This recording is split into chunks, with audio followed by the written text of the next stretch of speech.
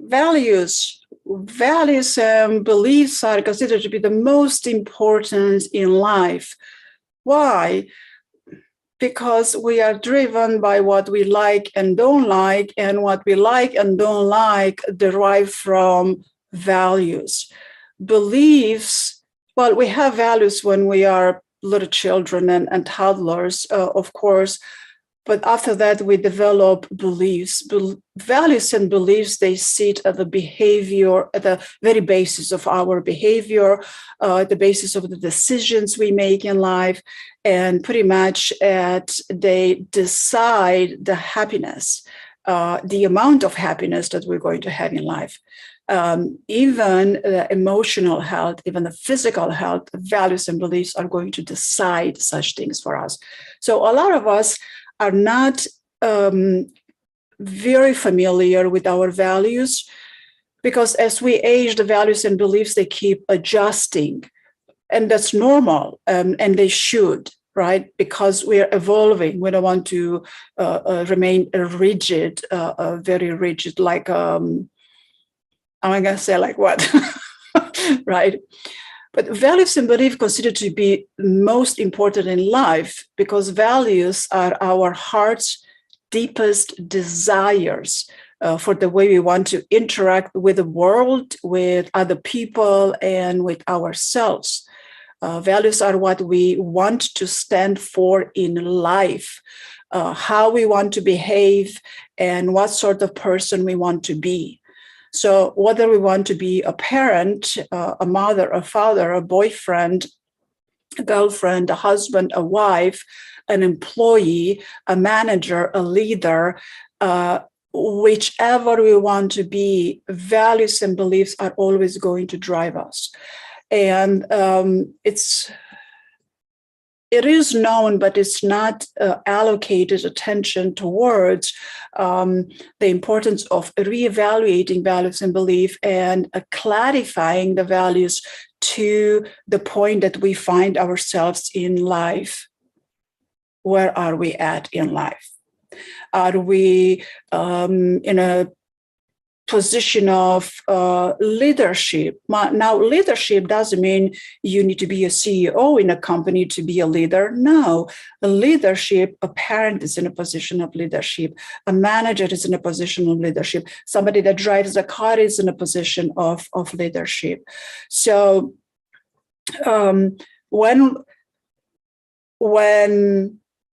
okay, how would I say this? Okay, so are we about to reevaluate and clarify our values only when we are in a position of leadership? No, of course not. Well, when we are in such position, because we are responsible for others, right? We have responsibility over other people's lives, right? Then we are pushed to clarify our values. But other than that, why don't we clarify our values? Because if we don't, and when we don't, life happens lately to such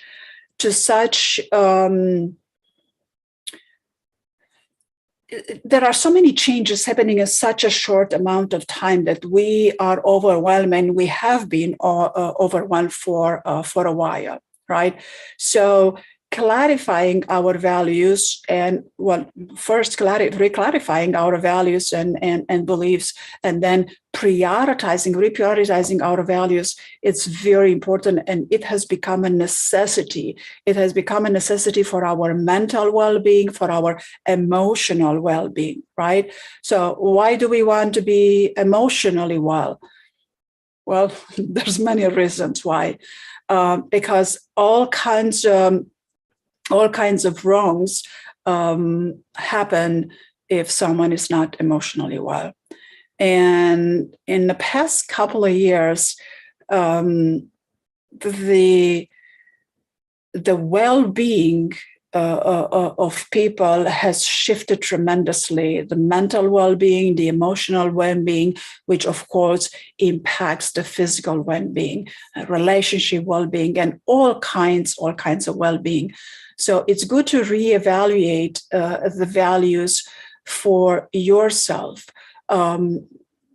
what happens, especially with my Eastern European comrades, when it comes down to values and beliefs, first they find it easier to point the finger at someone else. And it's not because they're, it's bad people, it's not the right thing to say, but this habitual, this instinctual automatic behavior has to do with a cultural aspect of Eastern Europe having to be of a different socio-cultural, economical aspect that are much different than the North America socioeconomical aspects, for example. And not everybody is aware of these influences of how this socio-economical impacts our well-being. Yeah, so it's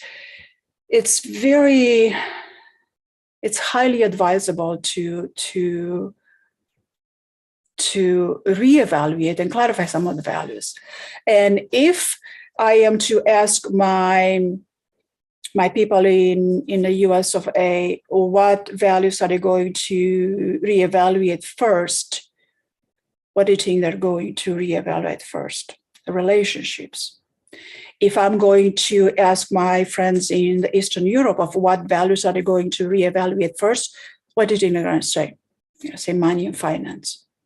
And it's not wrong, but understanding what these values, how these values affect you and how they influence you and how they affect other people's lives, other people's in your lives, is important for your mental, emotional well-being. Yeah? And because, well, especially people my age that grew up in an Eastern Europe during the communist bloc, the money, finance, career, and work, it was not something that we had a lot of choices, nor something that we had a lot of freedom over, right? And in individual, the self, what I call the self, being your unique individual, where you get to make choices, your own choices for who you are, for what you value. Again, it wasn't as available as it is here in the United States. So in the United States, a relationship are one of the first values to clarify, reevaluate, because Americans, and as we Americanizing, we gather a more wholesome form of individuality of the self, right? But what the former Eastern European had, something that the Americans don't have, is a sense of community, is a sense of we, is a sense of unity. So for the most part, in the sense of that unity, in the sense of community, we don't even use the word I as much as we use the word we. So I just had a conversation a few days ago in a group of people where it was brought to my attention that I shouldn't be using the word we as much. I should be referring to me and using the word I. And although I am very aware of that, it is still in my instinct after 30-some years of living in USA and Americanizing and all that. I still have it in my instinctual habit to for the unity, for the community, and not for the individual me to go before the unity and the community. And this is actually a gift. So if somebody brings to my attention that I should talk about me and I should use the word I more often, well, sometimes I should, correct, but sometimes it's not needed. But those who use the word I too much, maybe they try to use the word we a little more, and vice versa, and try to make a blend, because relationships are important to life. I mean, that's what we have out of life. That's what we take with us when we live, relationships. But within the relationship, the sense of the individual is very important. And a lot of relationships where they go wrong is that the sense of the individual is disrespected, whether people are bullied, whether people are put down, whether people are not respected, whether all kinds of issues with the self. So it's not that one side has it better than the other, but a blend of it will bring a lot of benefits. We need to have a sense of the individual, and we also need to have a good sense of the unity of the community, because both are important. The community, our community, doesn't exist without us. If a community exists without us, then it's not our community. It's somebody else's community. There will be somebody else's relationship, somebody else's values and beliefs. But overall, when it comes to clarifying values, we talked about it last time briefly, there's few life domains where we have plenty of values to clarify, and not in any particular order, but one life domain would be money and finance. Another one would be career and work. Relationship is a very good one. Well, nothing happens in life without relationships. So relationship, they're not limited to just romantic type of a relationship. And then health and fitness. Well, we can separate the two, because if you don't go to a gym, it doesn't mean you don't prioritize and you don't value health, right? So we have to keep in mind as people with chronic conditions, right? And then a very important life domain is fun and leisure. A lot of people don't allocate time, and they don't value fun and leisure. And that's okay when you're a solopreneur, entrepreneur, when you go about growing a business. But at some point, you do want to allocate some time for fun and leisure. Whatever fun and leisure means to you, that's what's going to be. It doesn't have to be a sunny day on a white sand, warm water, full of sunshine beach. Not everybody likes to be on a beach, right? But then a lot of people value growth and learning. And there are people that do not value, they have zero value over growth and learning. I mean, they grow and learn regardless, but the value they put on growth and learning, it's very small. And then you wonder why people don't get along, right? And then spirituality. Spirituality is such a big, important value to clarify, because spirituality doesn't mean a religion. And that has become a very, very apparent lately, unless somebody is heavy religious and spirituality for them being religion, and that is fine. That would be their value. Community, I talked about community. It's also a very big, a very important life domain, off of which values, it helps a lot to clarify values. So I have a course set up for value clarification, and I'm going to set up a challenge, a life challenge going in January, February, March. I'm going to set up a weekly life challenge and over different life domains for clarifying values and strengths and beliefs for the purpose of, well, the New Year's is coming, right? The New Year's is coming, and with every new year, we want to renew ourselves. And we want to, what I would like to have you focus on renewal is balancing the private life with the work life, creating a balance in between. Because when we lack this balance, a lot of things go unpleasant, to say the least. All right. So,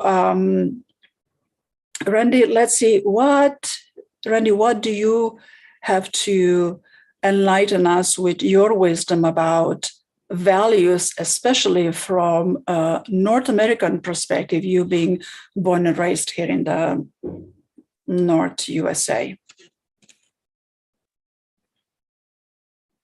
I don't know about any wisdom. That's for sure. Okay, now you're being silly. Okay, see, there you go. Your value is humor. Humor is what it's important to you, and I love your humor. But a lot of people will not get that. All right, so go on.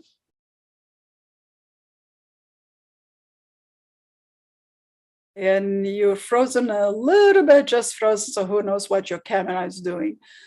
So when it comes to relationship, for example, is Randy available? Yes, his camera is working. Randy? What I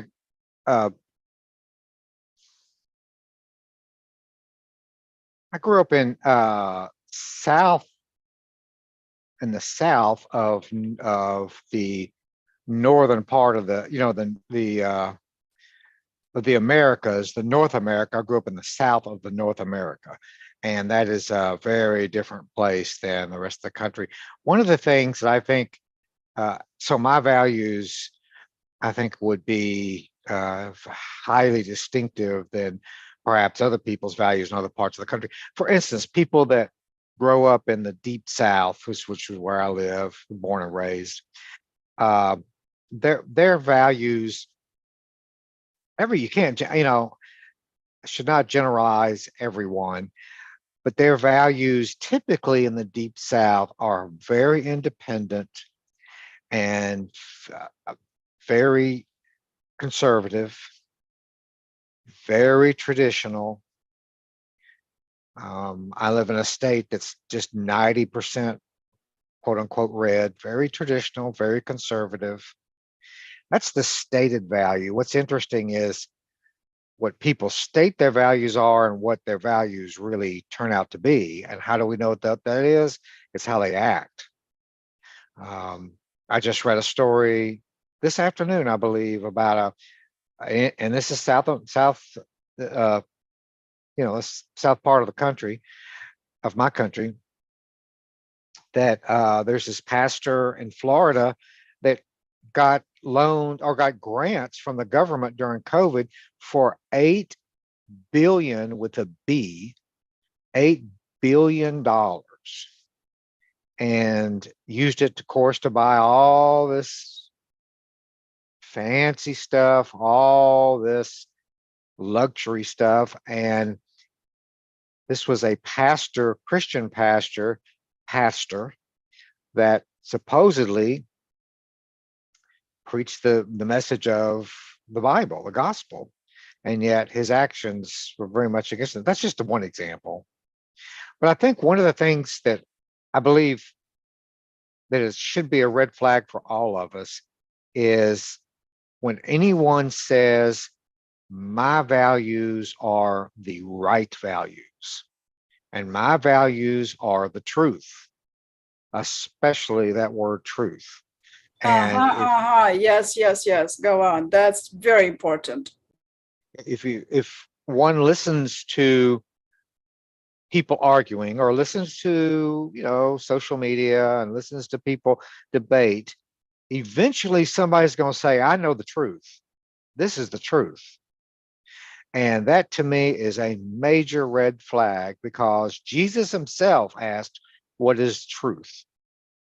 And when somebody thinks or believes and has a value that they know what the truth is and the rest of us don't, that's a bad sign, in my opinion. It's a danger sign, I should say, not bad, but danger.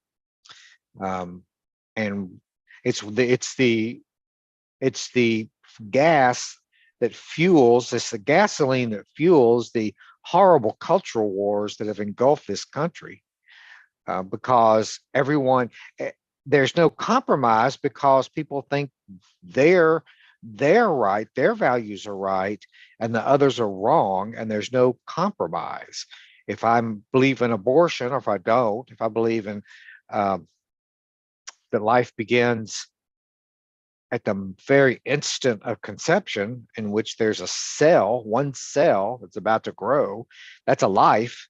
Well, that value is going to be in terrible conflict with other people who value um, the ability for a woman to make her own decision about what to do with a pregnancy. So anyway, it's just a red flag to watch out for. And I give you one other example, and I'll be quiet. But one of the things that I try to live this way, and I'm about 50% successful, maybe I may be less, but I try to avoid blaming other people for everything. And I'll give you an example of what I think of when I think about that. Have you ever noticed, Carmen, that when people talk about driving, when they come in and they talk, if you talk to somebody and they've they're had a bad experience driving in somewhere, and they're like, the traffic was horrible, so many rude drivers. It was just, I can't believe how bad the people here drive. What do you think they would say if you said, well, how do you drive? Oh, I'm perfect. I'm the best driver in Chicago. I should get an award. I've never, ever do anything rude or aggressive. I'm a perfect driver. Well, I think that value of other people are wrong, I'm right. It's just it's just a real hard, it's a nice value because it makes us take responsibility, but it's hard sometimes. So anyway, that's what comes to my mind.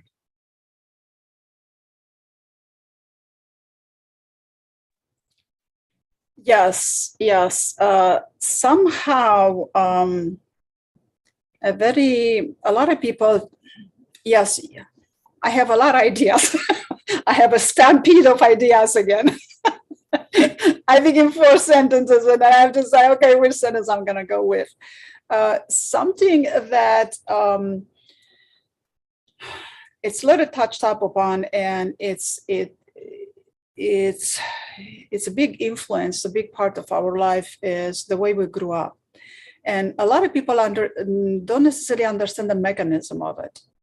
Because yes, well, beliefs and values, they form as we grow up, and a lot of them stay there forever, and a lot of them change as we evolve, as we become adults and go through life. But what is the deal about, well, this so and so because this is how they grew up?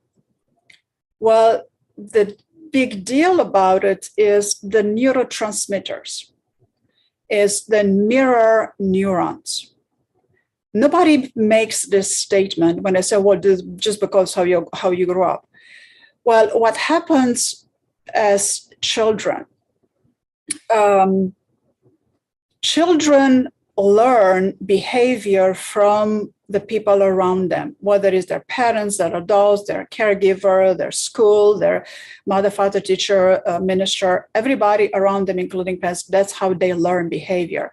And the mirror neurons is the secret neurotransmitter that enables us to learn from others. If we don't have enough deployment of mirror neurons, we're not going to be learning as quickly, right? So the other part of this, well, this is how you grow up, is that some people have their mirror neurons deployed to a different rate, or to a different rate and different quantity compared to other people. And because of this, events, behavior that they learn from their events in life registers differently. What do I mean by it? There are people that grew up being verbally abused. I'm going to stay away from physical abuse and trauma. It's a long discussion, right?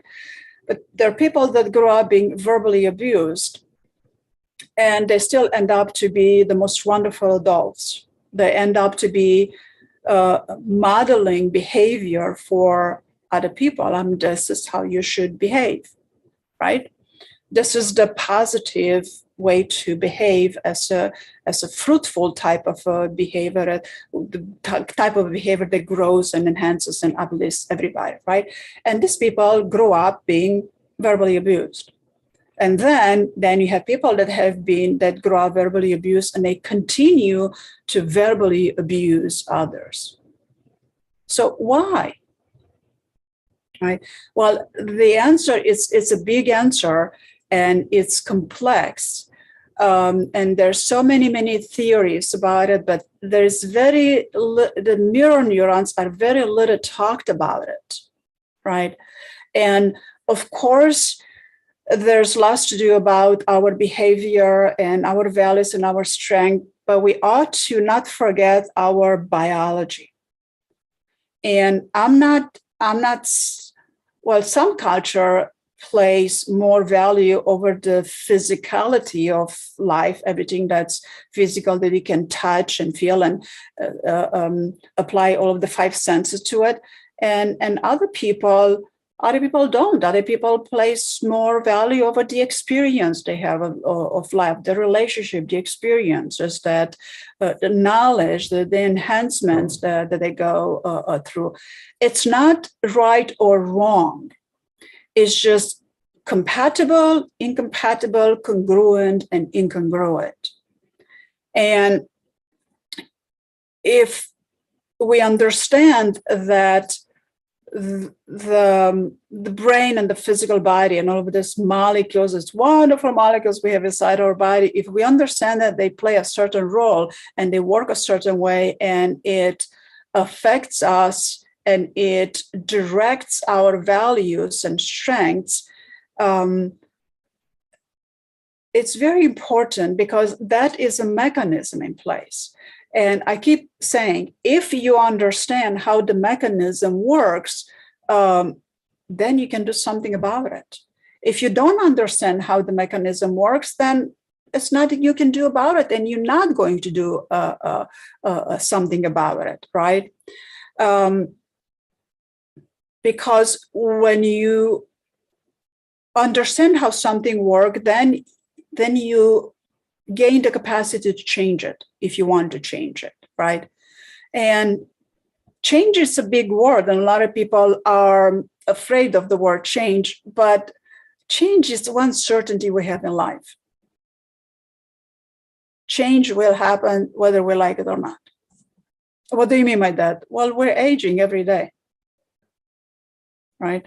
I mean, yeah, we have a routine, day by day, but we are aging every day, and change is going to happen. So as change is a certainty of life, right? So applies to values and to strengths and to beliefs. And when we begin to clarify those and prioritize and go over them again, we find that we find a new key to happiness, if I could say it like this. Randy? The example you gave was just a really great example. Why does someone who grew up in a verbally abusive environment, why does one person become a therapist, and a very empathetic therapist? And by the way, that's a great point, Carmen. A lot of therapists have had a lot of pain in their lives. One of the reasons they become therapists. But why does somebody become a therapist, and why does somebody else become verbally abusive? And there's no one answer, of course, because everyone's different, but it illustrates a point that we're aware of that's essential, and that is, what is motivating us?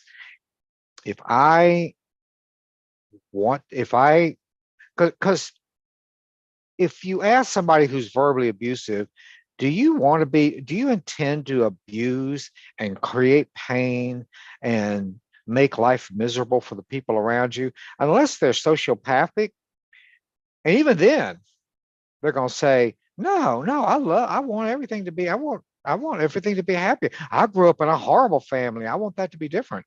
Well, why are they acting differently then? What's the reason? What their value, their stated value is they want love and happiness and a good relationship with people. Their actions, which is another form of values, is that they cause pain and misery and destroy and hurt people. Why is there such a common? Well, part of it is, as I understand it, and Carmen, you know this better than me, really, because you've been in this field so much longer, but part of it is, so I'd be curious to know if you agree. From what I understand, part of it is our subconscious struggles with those values. And if there's a subconscious struggle about how do I show love, and do I need to, and I've heard this before, I think every therapist has, well, I only hit them because I love them. I can't help it. That's how I show, not how I show love, but it's my love for them. If I didn't love them that much, I wouldn't have hurt them, wouldn't have hit them. And you're like, well, what? That doesn't add up. And part of it is unconscious, subconscious struggles of unresolved issues from childhood. And that's where hypnosis, and I don't mean to be, I'm not selling hypnosis, but I am. But that's, as I understand it, that's where something like hypnosis or the feelfulness therapy can help people understand the reasons that they're acting. And that's just one way. You know, another way would be, I want to live healthy because my dad died at the age of 55 of a massive heart attack, and I'm 54 and I want to live healthy and I want to live another 20, 30 years. But boy, I sure love to eat, blah, blah, blah. Why? Well, there's that unconscious conflict, subconscious conflict, or unconscious. And hypnosis, psychotherapy, hypnosis can do it in a few sessions to determine what is the unresolved conflict that's being acted out here. Would you agree? I wholeheartedly agree. Yes, absolutely. That is, okay, I'm going to talk about Romanians. So there is I have a stampede of sentences again. Okay, so in Romania, I mean most of Eastern Europe, but I'm going to stick to Romania. In Romania, psychology started to develop in 1990, 1990. 1990. As before 1990, this is right after the revolution in 89, psychology was believed to be, what's the word? Philosophy? I mean, that's what it was, right? So here we are in United States in 1990, we're beginning to develop emotional intelligence, right? And, you know, take psychology and take positive psychology and take all of the positiveness of it and put it in emotional intelligence, you know, put a lot of empathy to it and put emotional intelligence. And here we are in the United States developing and spending the emotional intelligence, and other people, they barely grasp the concept of psychology and what psychology does. Right? Because psychology is not psychiatry. Psychiatry is not psychology. Psychology is not hypnotherapy, and so on. They are interrelated into the fact that it deals with people's hearts and minds and soul, but each they have their own unique approaches. But when it comes to hypnosis, it's very little known. Well, even here in the US, I'm hearing that hypnosis is the oldest form of psychotherapy and the oldest form of healing the psyche, healing the heart, the soul, the mind of a human, right? So we need to remember that psychotherapy evolved from hypnosis. Psychiatry evolved from psychoanalysis, which evolved from, it was discovered, so to speak, from hypnosis sessions. Now, hypnosis is very powerful, but it's not to be done, it's not to be performed by anybody. And stage hypnosis is entertaining and it's cute and it's fun, but that's not what therapeutic hypnosis is about. And hypnosis comes with many different forms. And there's conversational hypnosis to give it a try.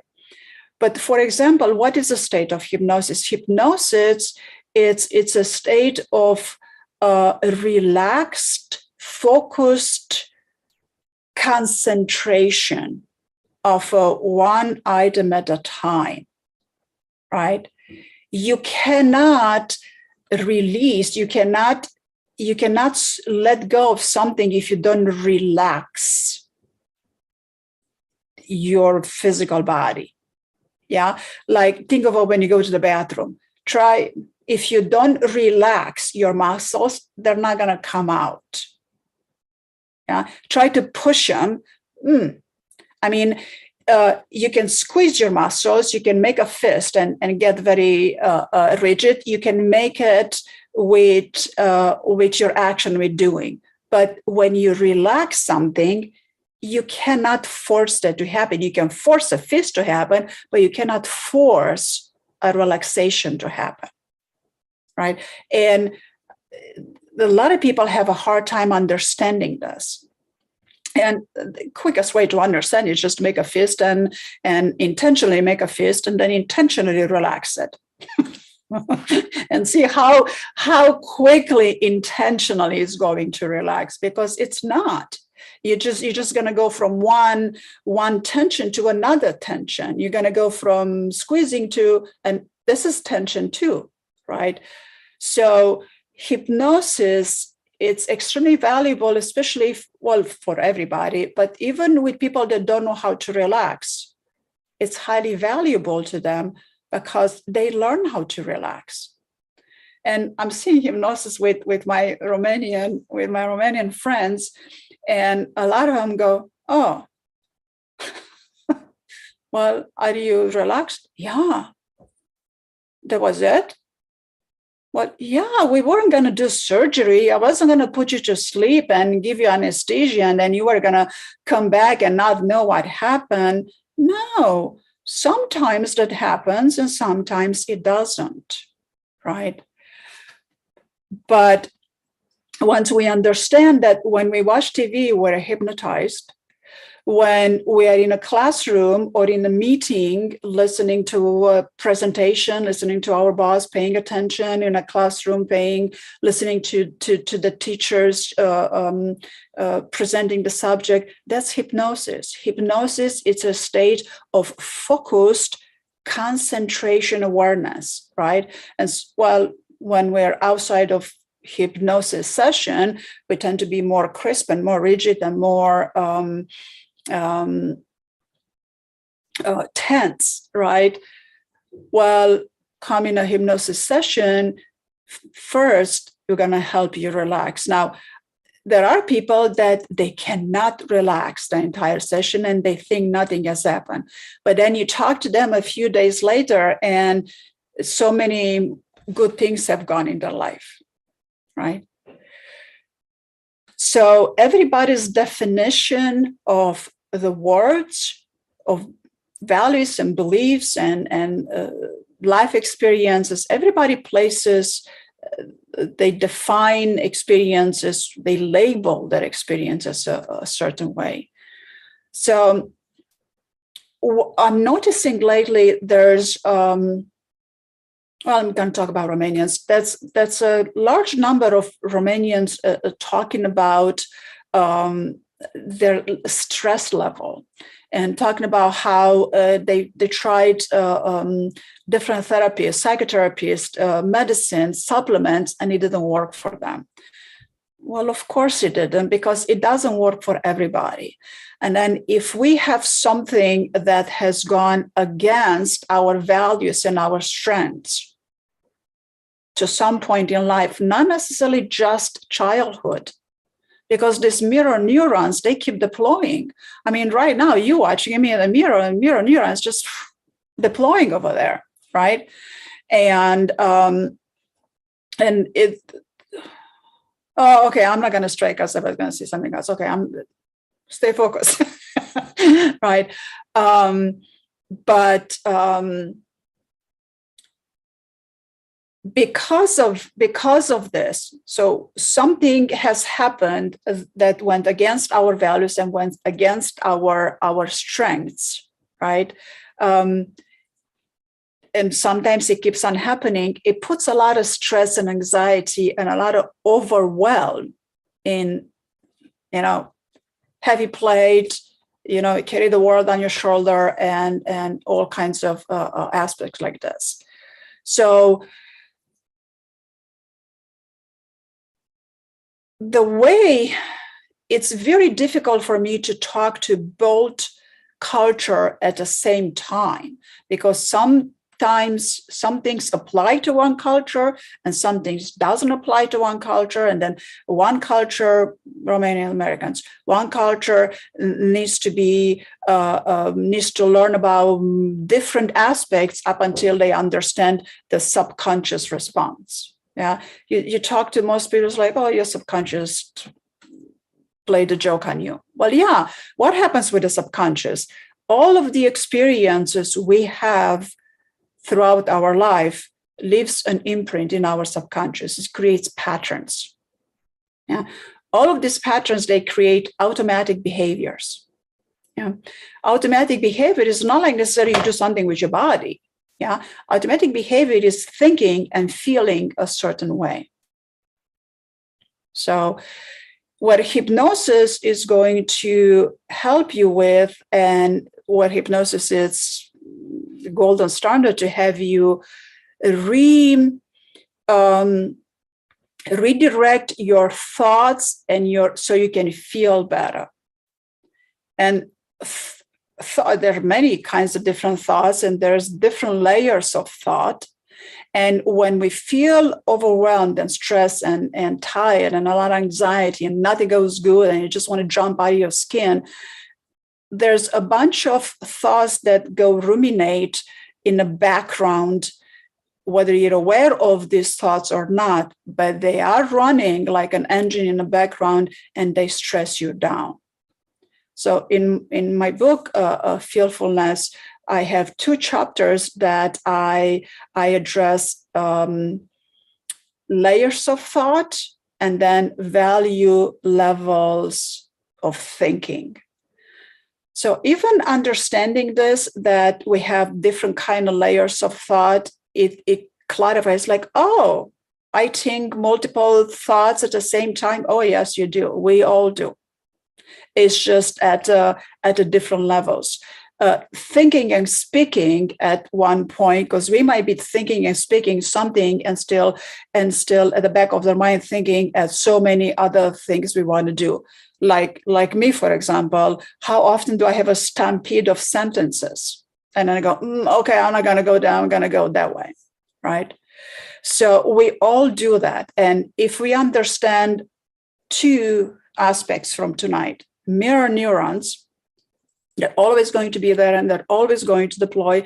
And that's the chemical reason. I'm not talking about food and drugs and alcohol and smoking, don't get me there. But that's the neurotransmitter reason, main reason of why you want to be around some people and you don't want to be around some other people is the mirror neurons, right? And what was the other thing that I had in mind? I kind of lost my train of thought. Yeah, mirror neurons, and then different layers of thought simultaneously. So if the takeaway from tonight, if we take away only these two concepts, it's going to help you. Well, not overnight, and it's not gonna, your stress is gonna disappear in the next 24 hours, because it's not gonna happen like that. It just doesn't happen. I mean, there's some people that come to hypnosis and they do a 1.5 hour of quit smoking, and they quit smoking and never smoke a day in their life. And there's other people, you have to work with them 10 hours, right? So people's willingness and that intention and how they want to go about it, you have to put a little bit of effort into whatever you want to try to accomplish, because it doesn't fall from the sky. Rain doesn't fall from the sky. First, the water was on the ground that evaporated, it went up, it formed clouds, and then the clouds released droplets of water, and then sometimes snow, right? So it doesn't fall from the sky, unless there's an asteroid, right, from whatever. So, and then of course, there are a lot of people that expect that in hypnosis, things will fall from the sky and then everything, their mindset is going to change.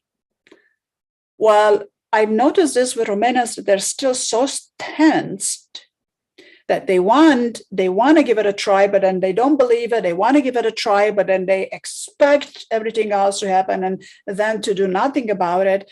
All you have to do is allow a different course of thinking. Try thinking a little differently. Try. And once you try to think a little differently, well, that means you're going to value a little differently. You're going to see different strengths. You're going to prioritize a little bit and try to think a little differently and see what results is that bringing in your life.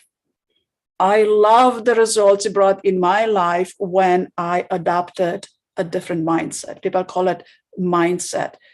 It's a big word. Just have different thoughts every now and then. Try to reframe. We call it in therapy, we call it a reframe. Look at it from a different perspective. It's like, oh, this is how I'm seeing it. Okay, what if I'm seeing it from a different light? How else can I look at this thing? Because one of the difficulties that Eastern Europeans, or communist bloc, they face is that in a communism type of a socio-economical construct, there is something called the way. This is the way. Right. And then you have the same thing in religion. In religion, you have the way. This is the way. That's the answer. That's the way to do it. Traditions also come in play and also say, in addition to socioeconomical and religion, then you have traditions say, this is the way. And if we are stuck in the way, oh, they told me that's the way to do it. Okay, then if we are stuck in the way, you're going to continue to have stress and anxiety and overwhelm, and you're going to continue to want to jump out of your skin. The moment you allow the way to exist, but also let's just try to think a little differently. Oh, what would happen if I would pretend to think differently? It's so easier to think differently. I mean, I'm teaching people how to feel a feeling by choice. Yeah, that's a very advanced technique, which is doable in no time, right? So to have different thoughts, to try a different way of thinking, that is so easy and so simple to do. It's just where people get stuck, they get stuck into the fact that this is the way. And this doesn't apply necessarily to my Eastern Romanians, Eastern European people. Applies also to anybody that went to school and learned that this is the way to do things.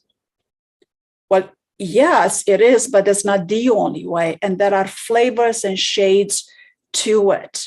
There's creativity. You have the tools, and now use the tools for the betterness of the outcome. What are you trying to achieve? right? Because you can hear a lot of professionals say, no, that's not how you do it. That's how you don't do that. Yeah, there is a code of ethics, of course. I mean, even with therapists, there's a code of ethics, of course. And then you hear professionals, even therapists, like, no, you don't do that. No, that doesn't work. Well, have you tried it? No, I never tried it. So what if you pretend to think differently and see what happens? Is it bringing you any results? Randy? There was an example of exactly that shift that I heard of. I actually, in some of my training, I got trained in EMDR, and one of the trainings was one of this guy. I'm sorry, EMDR is a type of trauma treatment, but it's very similar to hypnosis, and hypnosis similar to EMDR. There are major differences, but they're more similar than they are different, in my opinion. But this guy was undergoing this trauma treatment, and he had been abused horribly by his father for years and years and years. Anyway, to make a long story short, after going through this and revisiting the experience that he had, there was one particular experience was his father just horribly shamed him, and it was such a traumatic moment that he remembered it to that day, and he just hated his father for that. Well, in the course of the therapy, he revisited that incident, and one of the things that he became aware of during that period was the client, was older than what his father was when that incident happened. He was older than when in fact, his father was like 23 or 24 when he did this horrible, horrible shaming moment. And the client was in his 30s, I think, or early 30s, late 20s, early 30s. And that was a revelation to him that my father didn't know what he was doing. He was a dumb 20-something who had 3 kids and was unemployed and was just absolutely out of his league. He was he was overwhelmed.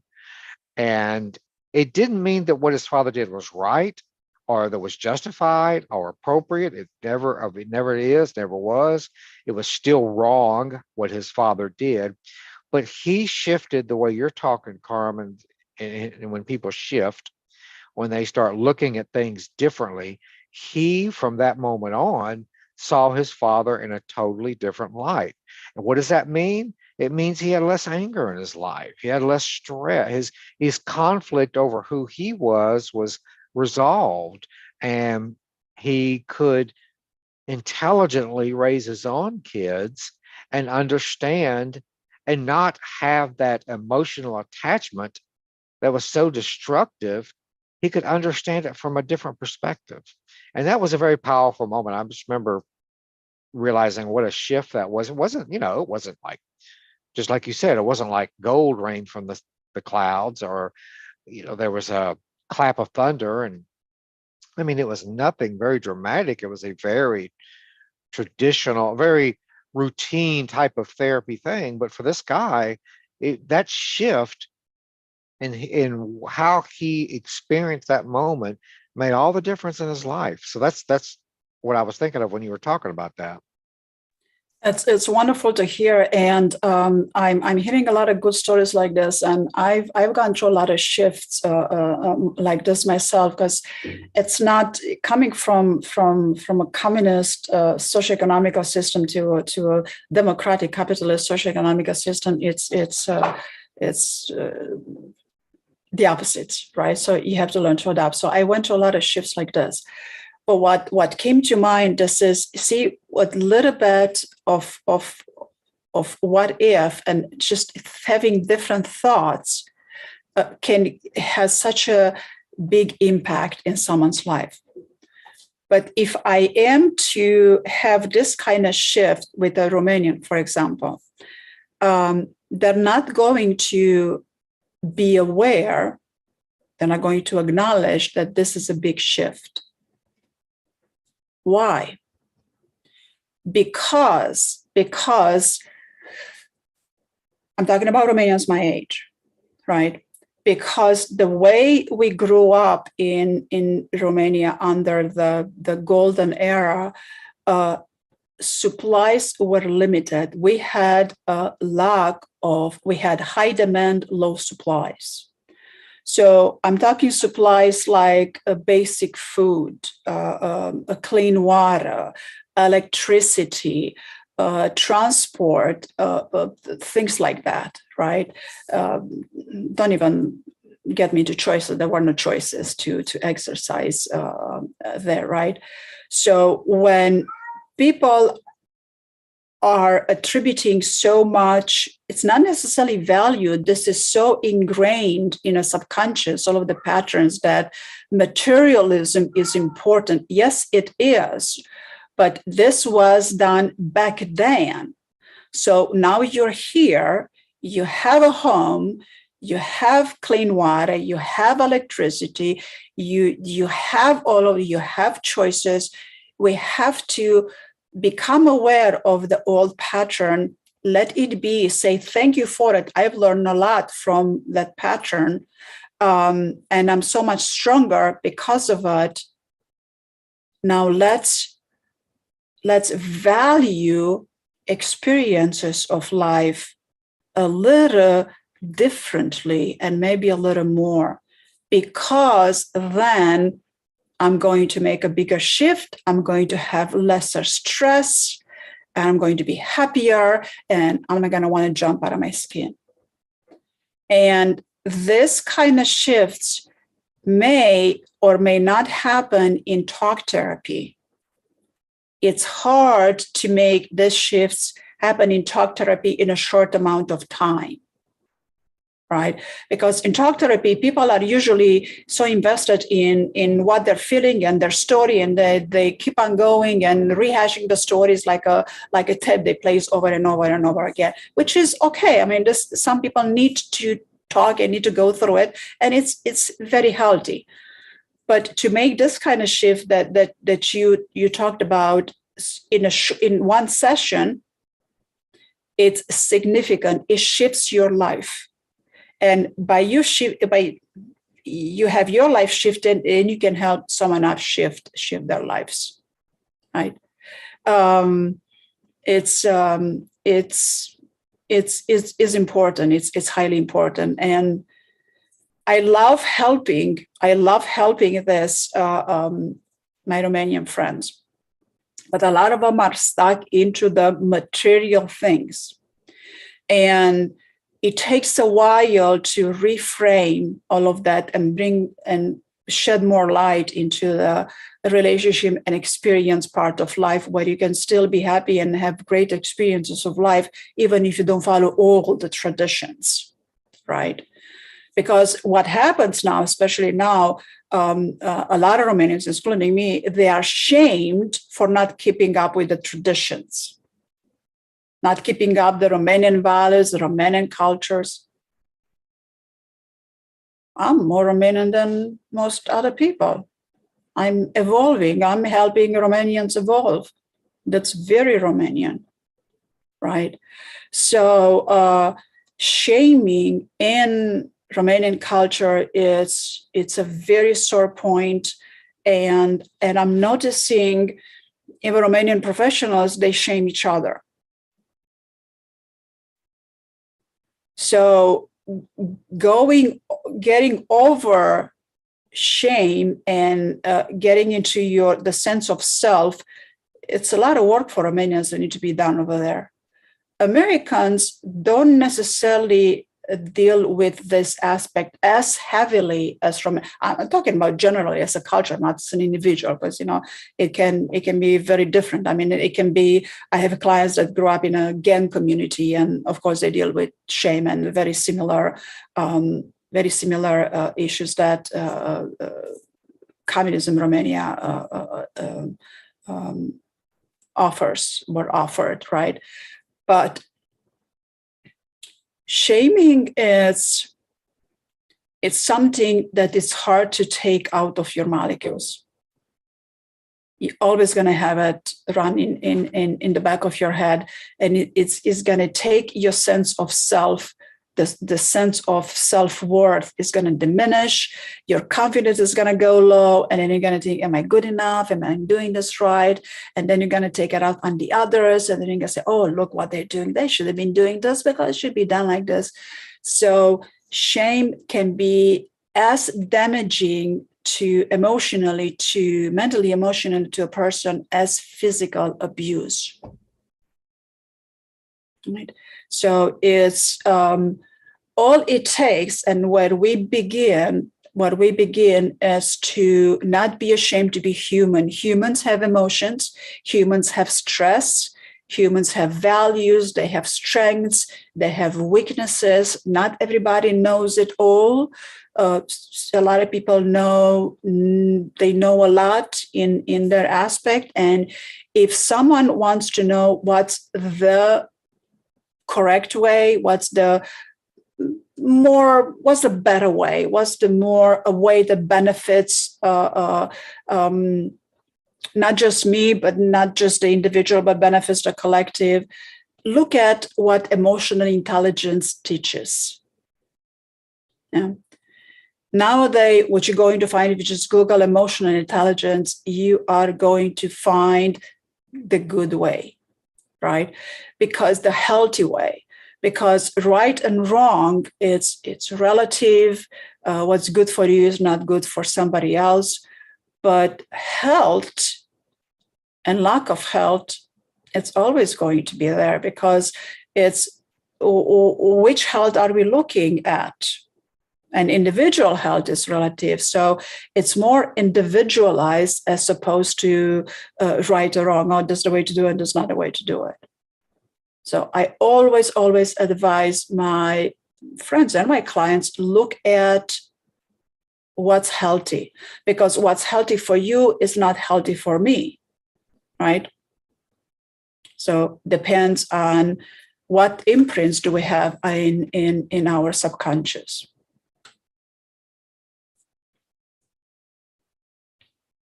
Randy? Yeah. I don't know if I have anything to say add to that. One thing we may want to talk next week about, or the next time we do this, Christmas is coming up soon, I'm aware of, is why do some people benefit from any kind of therapy? But since we're hypnotists, why do some people benefit from hypnotism, and why do others not? Why does somebody come to a practitioner, a talented practitioner, a very highly esteemed hypnotist like Carmen, and Carmen gives them some very professional and highly technical interventions, and they wake up and they say, that didn't do anything. I'm not, what was that? I wasn't hypnotized. I don't think it's going to help me. Why? And then why do others come? And I don't mean just to Carmen, to anybody. Why would somebody else come to somebody else and come to Carmen, and Carmen does her thing, and they say, you've changed my life. It's been a difference. Why does that happen? And there's some really good theories and ideas on what motivates people. A good therapist, including hypnotists, is going to be extremely aware of that.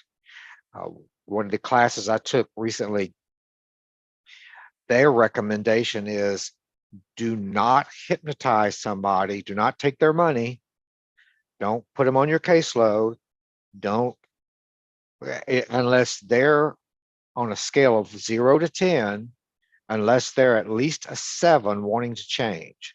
Anything below a 7, you should not take their money. You're wasting their money, their time, and your time.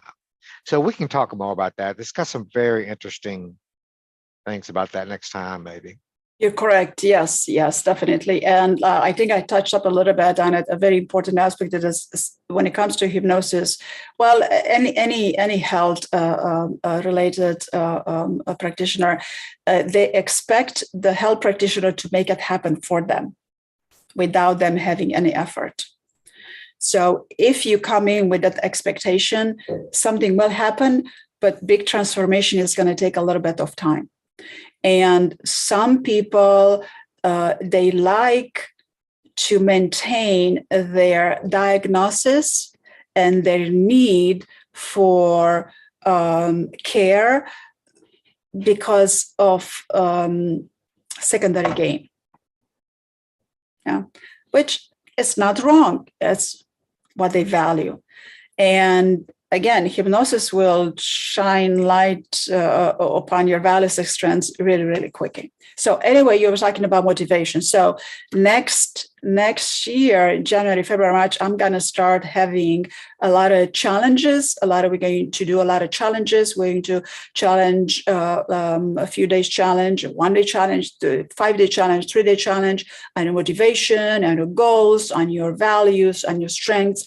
This is going to catapult you into balancing your private life to work life, and have you be successful at healthy, wealthy, wise. All right. Thank you, Randy. This has been a delight. Totally agree. Very interesting, very enlightening. Yes, and we'll see you next week, because me and Randy enjoy doing this. See you later.